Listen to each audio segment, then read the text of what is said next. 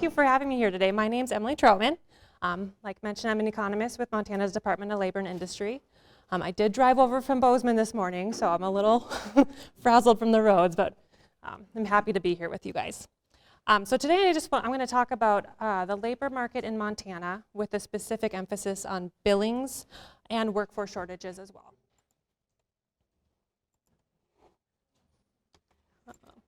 Oh, there we go. Okay, so I just wanted to start off giving kind of a general overview of what's happened with employment and the labor force in Montana. So on the screen, what I'm showing you is total employment is the orange line, which includes both self-employed and payroll workers, payroll jobs in gray, and the labor force in blue, and this is all across Montana. And these lines are indexed to their February 2020 levels, which is kind of the pre-recession peak. So for example, with total employment, you can see that it fell to about 93% of its pre-recession peak in April and May, started recovering by June, and then kind of did a slow recovery up until September. The good news is, as of September, we are now past our pre-recession peak for employment, and we now have more people working in Montana than we've ever had before. So we're kind of past that recession point with employment, and we're kind of moving on to the next chapter with that. So payroll jobs, it follows kind of similarly to total employment. The difference is that payroll jobs have not recovered all their jobs yet. And there's a couple of reasons for this, but I think the most important for you guys is that total employment, since it includes self-employed workers, it implies that people are moving from payroll jobs to self-employed, which is great for some people, but it's hard for employers because it kind of limits your pool of workers available. And then the labor force is the people who are either working or actively seeking employment opportunities. And you can see that it fell slightly during the beginning of COVID, recovered and then fell again kind of around the start of the school year when there was school closures, and we think that's correlated with that. The labor force did dip below their pre-recession levels for most of 2020 and 2021, but we are back to its pre-recession peak as of November. And there is new data out today for December, but I'm just going to present on November since it's just available as of, I think, 9 a.m. this morning.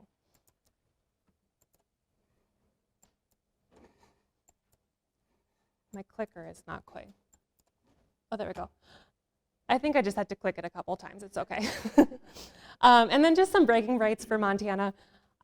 This recovery isn't true for everywhere across the US. Montana ranks 11th best for total employment recovery, and we're 5th best for payroll job recovery.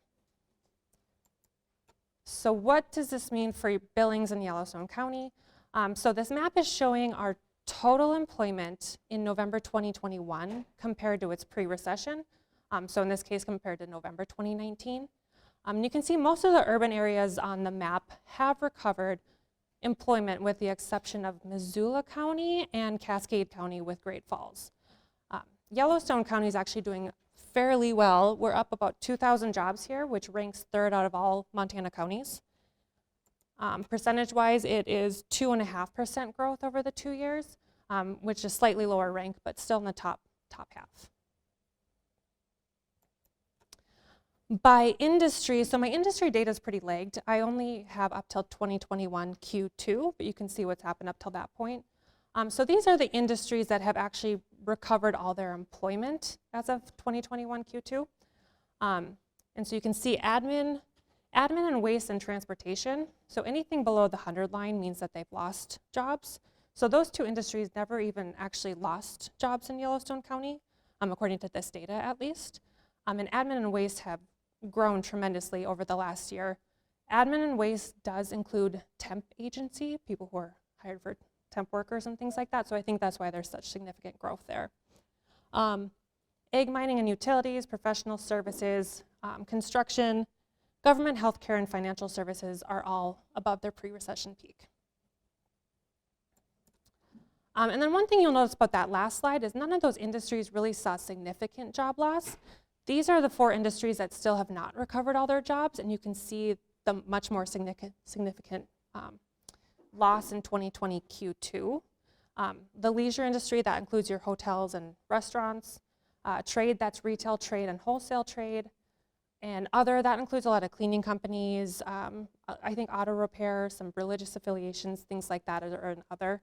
And then manufacturing has kind of been declining in Yellowstone County. Off the top of my head, I'm not entirely sure why, but that is one industry that is below its pre-recession peak. So in terms of the labor force in Yellowstone County, and I'm going to talk a lot about the labor force because we kind of consider it our supply of labor, which is really important when we're thinking about a workforce shortage. It's how many people do we have to work with, how many people are available. And the county labor force map is very similar to the employment map. Most of the urban counties have recovered their labor force since the pre-recession, with the exception again of Missoula and Cascade County. Yellowstone County is up about 930 workers, ranks third again. And that's about a 1.1% growth, a little bit lower rank, but still in the top half of the 56 counties. So if you've been really observant with the numbers, you'll notice that our labor force hasn't grown faster, or hasn't grown as fast as employment, and that's really driving our unemployment rates down. We're just not getting the labor supply up enough to meet that demand for workers right now. And so what I'm showing you is that blue line is the US not seasonally adjusted unemployment rate. The orange is Montana, and Yellowstone County is gray. And you can see Yellowstone County is following Montana's trend very, very closely. The reason I'm showing you unadjusted rates, this isn't that important, but they're only available for counties. If you hear higher numbers in the news, it's because we normally focus on the seasonally adjusted rates. So for the US, that's 4.2%, and Montana, that's 2.8% as of November.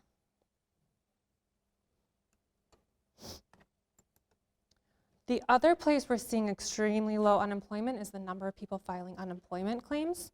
So this is the number of people filing unemployment insurance claims across Montana. And you can see that huge spike during the business closures. And then kind of the semi-quick recovery after that of claims. You will notice as we move to the side of the chart in January, it looks like the number of claims are going up, but that's really just a seasonal issue. We get a lot of construction workers and things like people like that who get laid off in the winter. So if you compare it to the pre-recession peak, we actually have fewer claims in Montana than we did in 2020 of the same week.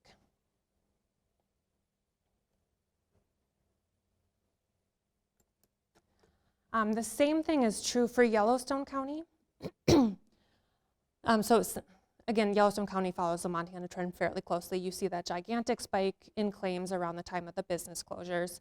You see the drop off after that, and then you see it kind of trending up as well in January. But again, in Yellowstone County, there's still about 80 claims fewer than their 2020 levels of the exact same week.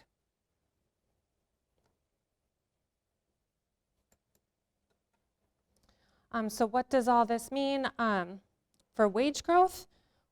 So we all know with a worker shortage, we're competing for workers. It's going to drive wages up, and that's what we're seeing right now.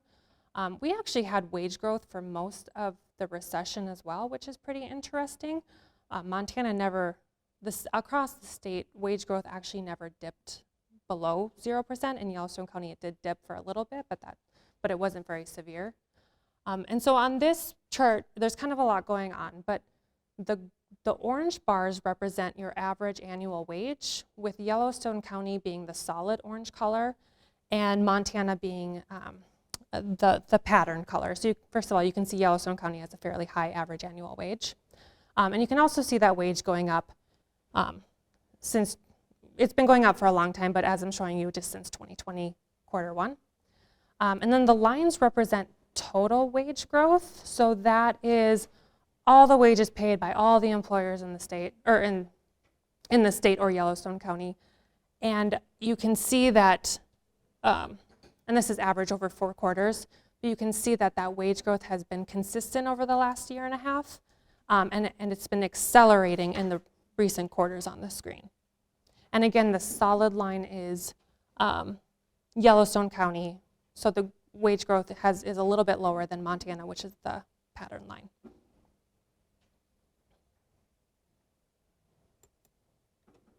And then just some bragging rights for Yellowstone County. In 2020, you had the 7th highest average annual wage in the state. In 2019, it was actually 6th highest. 2020 was a little bit skewed with all the layoffs and things like that, so 6th or 7th highest. But of the urban counties, Yellowstone County does have the highest average annual wage in the state. I think it's because you have a higher share of workers in the financial activities industry and the healthcare industry, which tend to pay a little bit higher wages.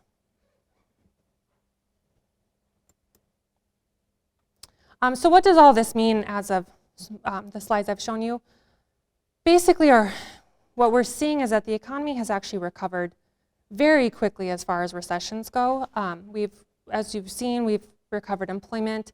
I didn't show you, but GDP has recovered across the state, personal incomes have recovered across the state. Kind of all our indicators suggest that the economy has improved, and we're now going back into previous problems we have, which are the workforce shortage. All these slides also suggest that, like mentioned, employment levels are back up, and there's very few unemployed left to hire. We kind of all know that. All these graphs also show hiring wages have increased, which makes it difficult for employers who have to pay a little bit more. There's also the concern right now with inflation and rising prices. As of right now, rising wages have been enough to kind of surpass inflation as an average over the last year, but that's as of right now. We'll see what happens moving forward. Okay, so why do we have a workforce shortage right now? So there's two primary reasons, and it kind of has to do with the demand for workers and the supply of workers.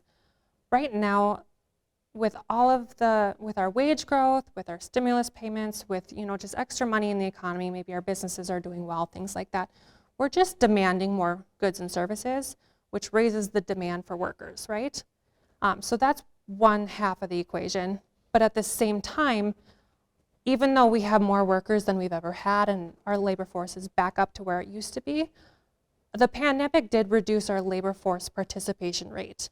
And so our participation rate just means it's the share of people who are either working or looking for work divided by the total population.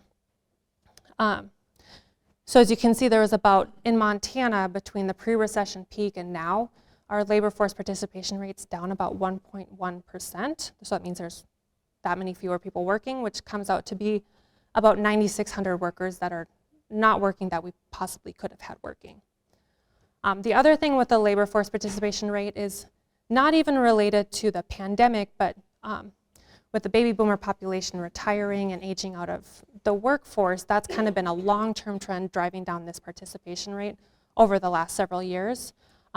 So there is some pandemic-related cause of the decline in the labor force participation rate, but it's also kind of reverts back to that long-term trend of people just aging out of the workforce. And then one thing that's interesting too is with this current decline in the labor force participation rate, the Minneapolis Federal Reserve did some studies, and they account about 1/4 of the decline to caretakers, which can either be parents or people taking care of adults with illnesses or disabilities. They also found that college-educated women working remotely were the most likely to leave the labor force. This is kind of good and bad. What this is saying is that group of women, in general, they tend to either have higher incomes or higher spousal incomes, so they have a choice to leave the labor force. But when you think about the people that you're losing, that just kind of gives you an idea of kind of one of the groups that's most likely to leave when there's childcare issues.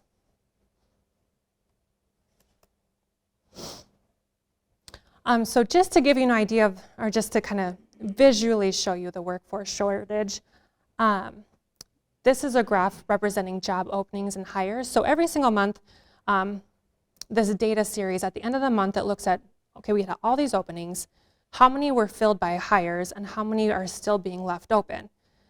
And in the most recent month we have available, there was still about 42,000 unfilled job openings, which as you can see is extremely high compared to historical levels on this graph. And then there's about 25,000 hires during the month. And any time that that job openings is higher than hires, that indicates that workforce shortage.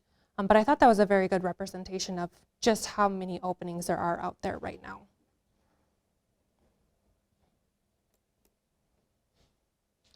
So as we move into, so how do we hire? If there's no workers, how do we hire? Well, there's no unemployed, there's very few unemployed workers. Anybody who's actively seeking work can either, they're finding jobs. If you quit your job, you're finding jobs. You don't stay unemployed for very long in this market. So the next logical step is to look at, okay, well, we have the people in the labor force and we have the people out of the labor force. Why are the people not in the labor force? Why are these people not working? And that gives us a good idea of maybe who can we bring back in, how can we kind of tweak our jobs to, entice more people back into the labor force. So I actually have two different surveys that kind of get at why people aren't working. This one is a new survey that was brought on after kind of the whole COVID experience.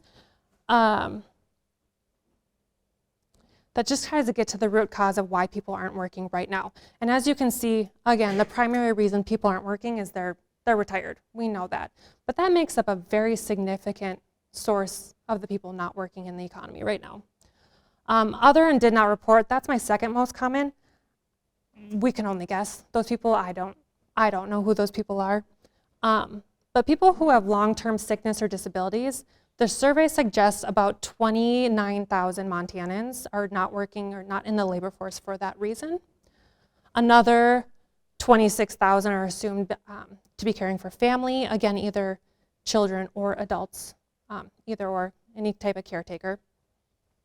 There are about the survey suggests about 15,000 people aren't working simply because they don't want to work.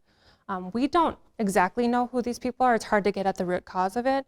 We do know they have to have some other income source. I've looked into this data a little bit. It looks like some people have spousal income, maybe not a ton, but enough to get by. Some of these people have children. A lot of them do not have children, at least in this specific survey that I looked at. But there's just a lot of reasons. We just don't know exactly why they don't want to work, but there are out there. And then there's another 15,000 who can't work because they're caring for somebody with COVID or they're concerned about spreading COVID. And then another 5,000 suggests that their employer shut down their employer went out of business and that's not why they're working.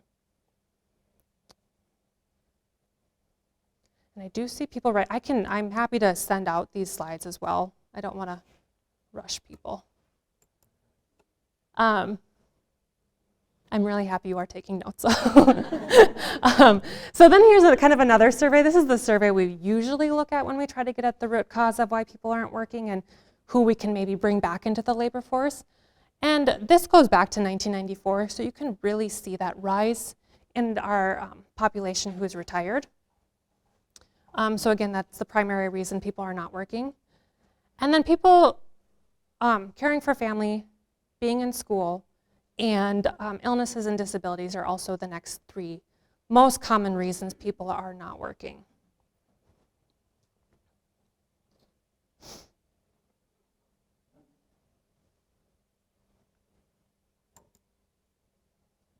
So I'm not going to focus on retirements. I think we kind of all understand where we're at with that situation.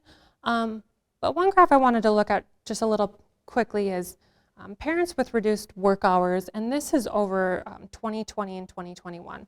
We all know that daycare closures and school closures really affected parents, both mothers and fathers. And just kind of as a side note, mothers in general have lower participation in the labor force, but during COVID with fathers, their participation in the labor force dropped from about 90% to about, I think it was about 86.6%. So they were dropping out of the labor force as well as mothers during this time. So what this graph is showing is the number of parents with reduced work hours during the last 2 years. And on average, that was about 52,000 parents. That is about 1/10 of our workforce, if that puts it into perspective. And that graph doesn't include the parents who are not working at all for stating that they can't work because of issues with childcare or lack of childcare. And that's about 22,000 in 2021 quarter 3. So that's a significant share of your workforce.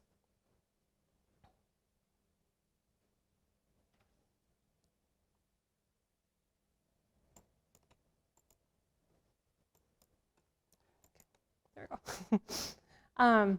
And then the other group I wanted to talk about that I don't think we talk about as often as we should probably, but this is about individuals with disabilities or illnesses. That's about 40 to 45,000 people who are not in the labor force because of an illness or a disability. And this group of people, their participation in the labor force is really only about 25%. So there's room to try to pull these workers in especially at this point.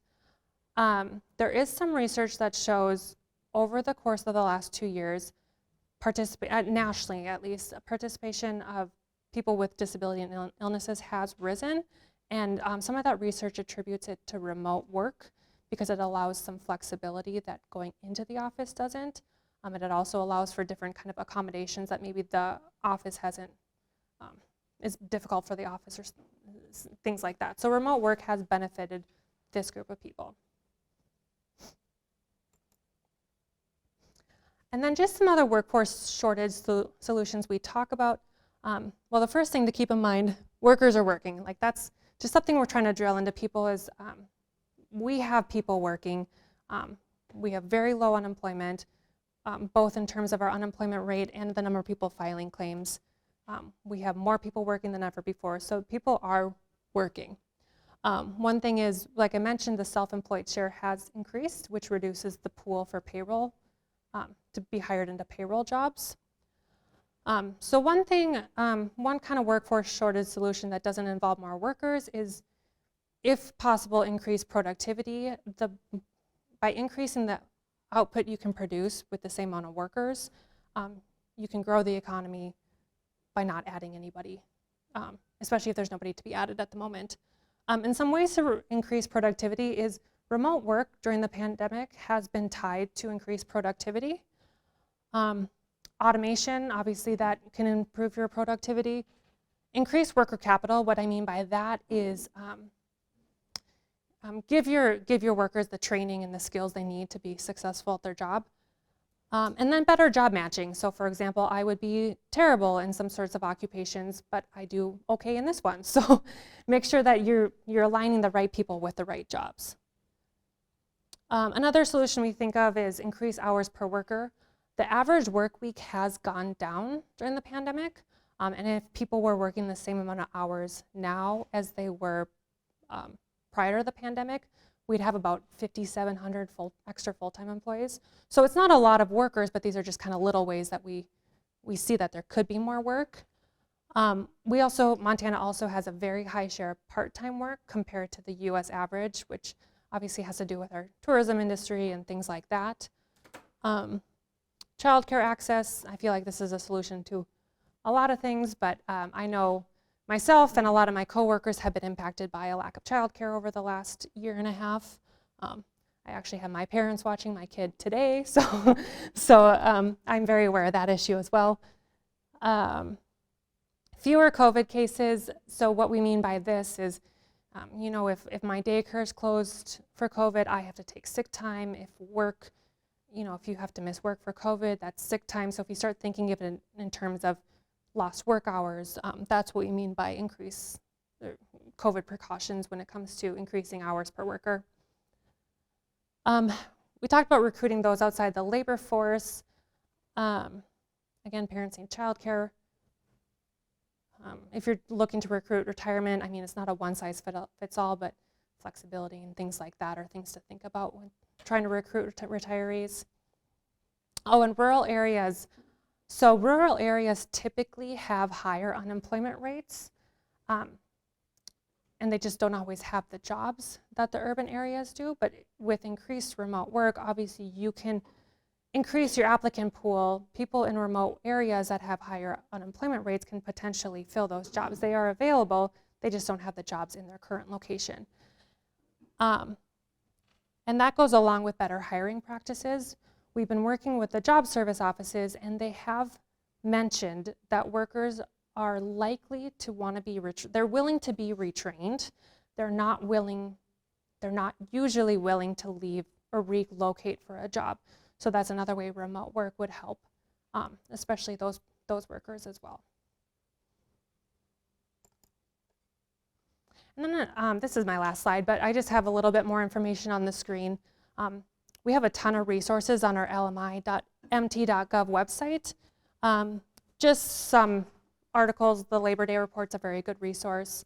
All of our Economy at a Glances, we do those bi-monthly now, but we pick a topic of interest and dig a little deeper into it and write that article for everybody. And then we also have, we're doing a lot of dashboards on our website now. We're trying to make our data more available and user-friendly for people so you can go and see it as it's updated each month. This is a really good dashboard that one of my coworkers put together. It's called Where Are the Workers? And you can go through and you can kind of explore why aren't people working, kind of just dig into those details a little bit more. And of course, we're always happy to answer any other questions that those dashboards can answer. And my contact information is on the screen if you have any follow-up questions for me. And that's all.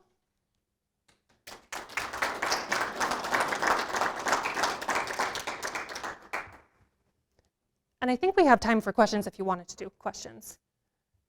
Yeah. I noticed in your list of reasons for not working, there wasn't any inclusion of stimulus checks. So that's the big rule. Well, people aren't working because they don't have to. They make more money sitting at home. What's your response? Well, I think that would fall under those people who do not want to work, that 15,000. I would assume they would fall under that category. I could not get by with those stimulus checks, and unemployment insurance has been cut off for those COVID people. So I would say maybe there's some, but I think it'd be difficult at this point to live off the stimulus that we've received long term. Emily, quick question. Thank you. This is very good. And getting your slides would be awesome. Oh. My note taking, I wasn't as fast. I know I talk fast sometimes, and you should have just slowed me down. Really good. But a question for you. Not too long ago, the state launched its first ever talent attraction incentive targeted for healthcare workers. Is that being used? Are people actually? Is that the one? That's the state one that's paying for people to come. Right. I think it starts at $12,500 per, and I think it can be more than that depending upon. Yeah. Off the top of my head, I don't know, because that just started recently. I can go back and look though and see if I can get an answer for you on that. Yeah. Because there's that one, and then there's there's also some money for retraining workers as well. But off the top of my head, I'm not sure how much we've used on that. It'd be good to reflect back if we have enough time, not today, but yeah. Look and see are we making any progress with those tools? Yeah. I mean, are we deploying the resources? Are we adding people to our? Yeah, that's fair. I'll look into that for you. Yeah. Emily, you had the stat of Yellowstone County being the 7th highest in wages. Yeah. That seemed low to me. Of all the counties, that Yellowstone County was the 7th. Well, so it is 7th, but the counties that are above it are counties like Richland County with oil, kind of those mining counties that just have a lot of high wage jobs, but very few workers. That's why I emphasize that it's the highest of the urban counties, because some of those smaller counties are kind of skewed by those really high wage jobs that are in the area. Gotcha. Yeah. Okay, thanks. Yeah. You mentioned that you skipped over retirement, talking about retirement. Sure. People, I think more often than not, I've run into people who say, I've retired in the last 2 years because it just seemed perfect. Do you have any data on how the escalation of people retiring through COVID? Yeah, actually, so with the data we have, which isn't perfect, but we don't see a huge spike in retirement over the last 2 years, which is opposite of what we actually thought. So, I mean, it's possible they're recording it for different reasons why they're not working, but as far as that data shows, there hasn't been a gigantic spike. I'm not sure if that's true nationally, though. That's just with our Montana data.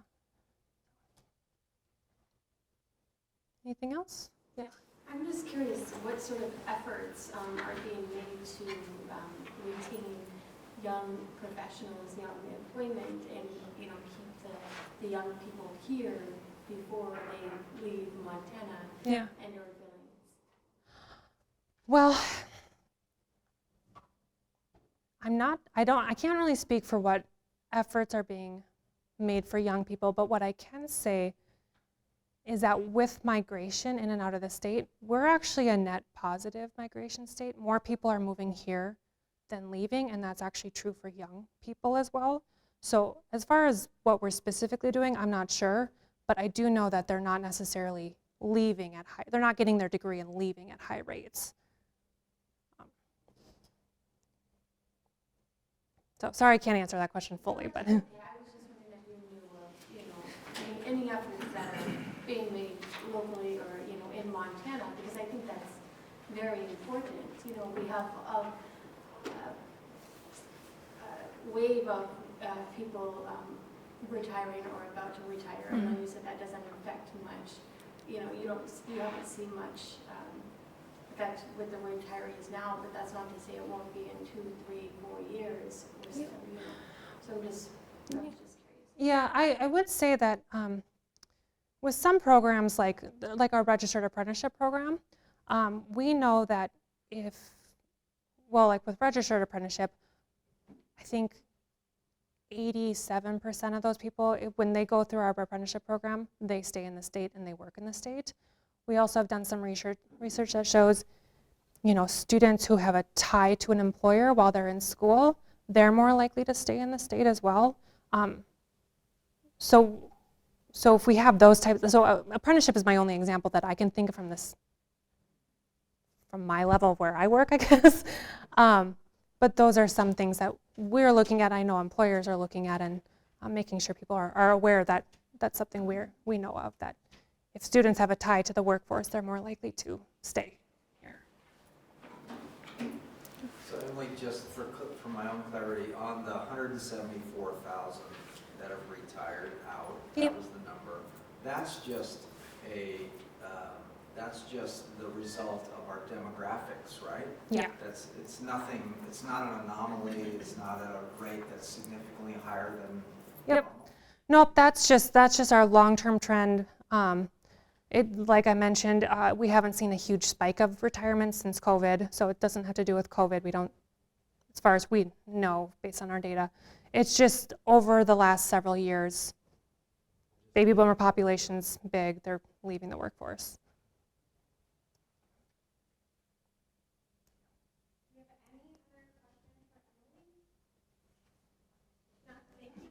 Thank you.